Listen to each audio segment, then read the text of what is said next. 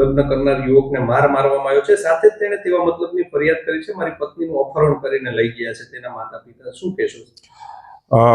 Nilambag police સ્ટેશનના જે ISKCON mall મેગાસ જે છે એરિયા ત્યાંનો આ બનાવ છે, જેમાં આ કામના જે યશભાઈ હિતેશભાઈ ઉપાધ્યાય રહે રસનાળ ગામ, તાલુકો ગઢડા અને જિલ્લો બોટાદનાઓએ ફરિયાદ દાખલ કરેલી છે. 7 ઈસમો વિરુદ્ધ, એક પર્વતભાઈ, બીજા જે છે હિતેશભાઈ તથા તેના પત્નીના ફુવા, તેના મામા અને બીજા 3 ઈસમો વિરુદ્ધ.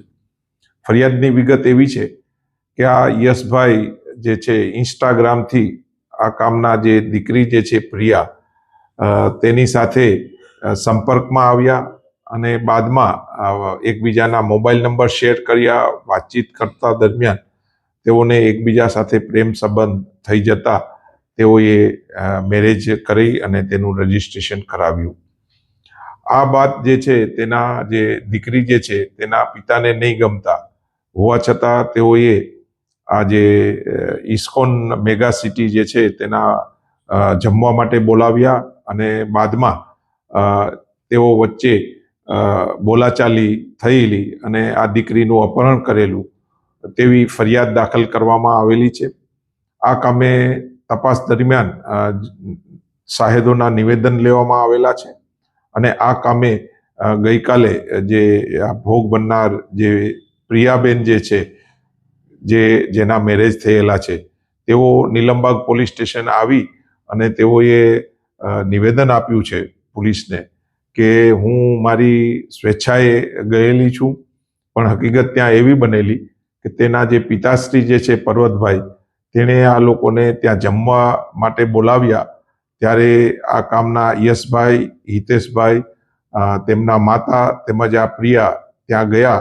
દરમિયાન રોકાવા બાબતે આ લોકો વચ્ચે જે બોલાચાલી થઈ અને મારપીટ થયું, જેથી આ પ્રિયા જે છે બીજી જે નંબર વગરની ગાડી જે છે તેની અંદર સ્વેચ્છાએ એ ગયેલીની હકીકત પોલીસને જણાવેલી છે. પોલીસ આ કામે ઊંડી તપાસ હાલમાં ચલાવી રહી છે અને પુરાવા એકઠા કરી રહી છે.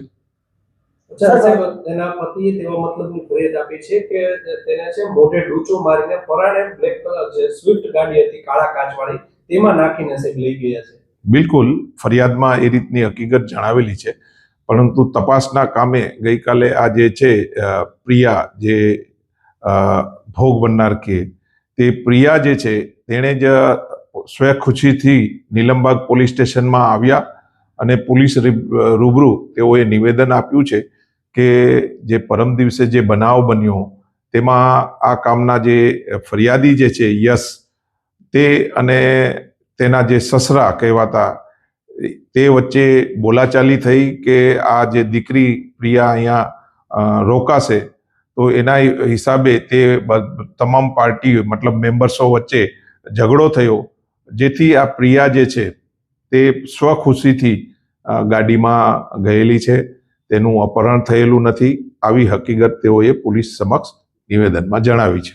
સાહેબ, આજે પ્રિયા નામની જે યુવતી છે હવે એના પતિ પાસે જવા માંગે છે કે નહીં, પોલીસને શું નિવેદન આપ્યું? પોલીસને હાલમાં જે છે તે તેના સંબંધી સાથે ગયેલા છે તેવું નિવેદન આપ્યું છે.